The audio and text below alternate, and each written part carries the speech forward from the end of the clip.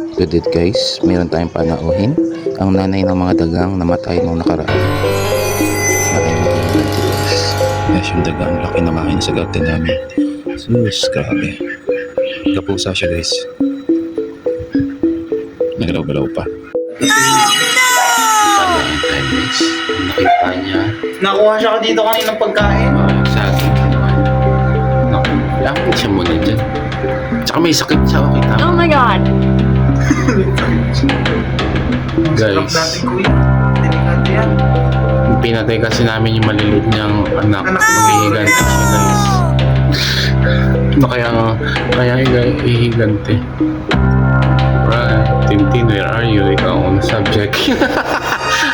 Guys, ito na siya sa may bintana.